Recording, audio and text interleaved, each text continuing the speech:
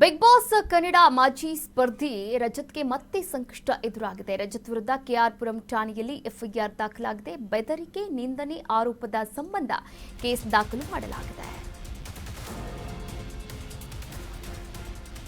Big boss ಮಾಜಿ ಸ್ಪರ್ಧಿ ರಜತ್ಗೆ ಮತ್ತೆ ಸಂಕಷ್ಟ ಎದುರಾಗಿದೆ. ರಜತ್ ವಿರುದ್ಧ ಕೆಆರ್ಪುರಂ ಠಾಣೆಯಲ್ಲಿ ಎಫ್ಐಆರ್ ದಾಖಲಾಗಿದೆ. ಬೆದರಿಕೆ, ನಿಂದನೆ ಆರೋಪದ ಸಂಬಂಧ ಕೇಸ್ ದಾಖಲಾಗಿರುವಂಥದ್ದು.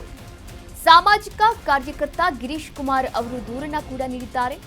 ಫೋನ್ ಕರೆಯ ಮುಖಾಂತರ ಬೆದರಿಕೆಯನ್ನ ಹಾಕಿದ್ದಾರೆ ರಜತ್ ಎನ್ನುವಂತಹ ಆರೋಪವನ್ನ ಮಾಡಿದ್ದಾರೆ. ಡಾಕ್ ಸತೀಶ್ ಸ್ನೇಹ ಬಿಡಬೇಕು ಅಂತ ಬೆದರಿಕೆ ಆರೋಪ ಮಾಡಿದ್ದಾರೆ. ದೂರುದಾರನ ಕಾರಿನ ಫೋಟೋವನ್ನ ಕಳಿಸಿ ರಜತ್ ಬೆದರಿಕೆಯನ್ನ ಹಾಕಿದ್ದಾರೆ. ಸದ್ಯ ದೂರಿನ ಅನ್ವಯ ರಜತ್ ಮತ್ತು ಕಿರಣ್ ಮೇಲೆ ಕೇಸ್ ದಾಖಲಿಸಲಾಗಿದೆ. ದೂರಿನ ಪ್ರತಿಯನ್ನ ನೀವು ಗಮನಿಸಬಹುದಾಗಿದೆ. ಇನ್ನು ನೋಟಿಸ್ ನೀಡಿ ವಿಚಾರಣೆಗೆ ಕರೆಯಲು ಪೊಲೀಸರು ಕೂಡ ಸಿದ್ಧತೆಯನ್ನ ಮಾಡಿಕೊಂಡಿದ್ದಾರೆ.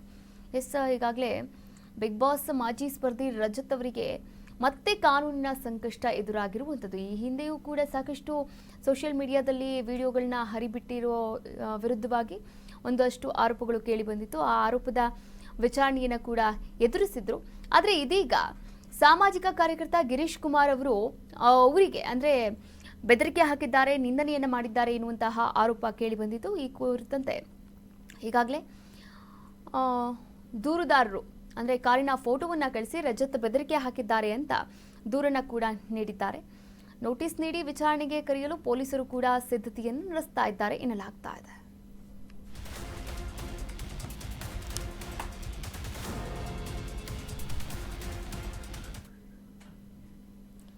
ನೀವು ದೃಶ್ಯಾವಳಿಗಳಲ್ಲಿ ಗಮನಿಸ್ತಾ ಇದ್ದೀರಾ ನೋಡಿ. ಡಾಕ್ ಸತೀಶ್ ಅವರ ಸ್ನೇಹ ಬಿಡಬೇಕು ಅಂತ ಸಾಮಾಜಿಕ ಕಾರ್ಯಕರ್ತ ಗಿರೀಶ್ ಕುಮಾರ್ ಅನ್ನೋರಿಗೆ ಫೋನ್ ಕಾಲ್ ಮಾಡಿದ್ದಾರೆ. ಫೋನ್ ಕಾಲ್ ಮೂಲಕ ಬೆದರಿಕೆಯನ್ನು ಹಾಕಿದ್ದಾರಂತೆ. ಹಾಗೆ ಬಾಯಿಗೆ ಬಂದ ಹಾಗೆ ಬೈದಿದ್ದಾರೆ, ನಿಂದನೆಯನ್ನು ಮಾಡಿದ್ದಾರೆ ಎನ್ನುವಂತಹ ಆರೋಪ ಕೇಳಿ ಬಂದಿರುವಂಥದ್ದು. ಈ ಸಂಬಂಧ ಈಗಾಗಲೇ ದೂರನ್ನ ಕೂಡ ದಾಖಲು ಮಾಡಿಕೊಳ್ಳಲಾಗಿದೆ.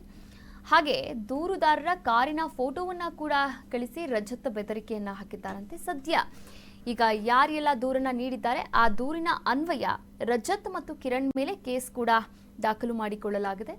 ನೋಟಿಸ್ ನೀಡಲಾಗಿದೆ. ಹಾಗೆ ನೋಟಿಸ್ ನೀಡಿ ವಿಚಾರಣೆಗೆ ಕರೆಯಲು ಪೊಲೀಸರು ಕೂಡ ಸಿದ್ಧತೆಯನ್ನ ನಡೆಸ್ತಾ ಇದ್ದಾರೆ. ಮತ್ತೊಮ್ಮೆ ರಜತ್ ಕಾನೂನಿನ ಸಂಕಷ್ಟಕ್ಕೆ ಸಿಲುಕೊಂಡಿರುವಂಥದ್ದು. ವಿಚಾರಣೆಗೆ ಹಾಜರಾಗ್ತಾರಾ, ಯಾವ ಕಾರಣವನ್ನ ನೀಡ್ತಾರೆ, ಹೇಗೆಲ್ಲ ಬೆದರಿಕೆ ಹಾಕಿದ್ರು, ಇದು ಸುಳ್ಳ ಅಥವಾ ನಿಜವಾ, ಈ ಕುರಿತಂತೆ ಅವರು ಕೂಡ ಸ್ಪಷ್ಟನೆಯನ್ನ ನೀಡಬೇಕಾಗಿದೆ. ಹಾಗಾದ್ರೆ ರಿಯಾಕ್ಟ್ ಮಾಡ್ತಾರಾ ಈ ಒಂದು ವಿಚಾರದ ಬಗ್ಗೆ ಕಾದು ನೋಡಬೇಕಾಗಿದೆ.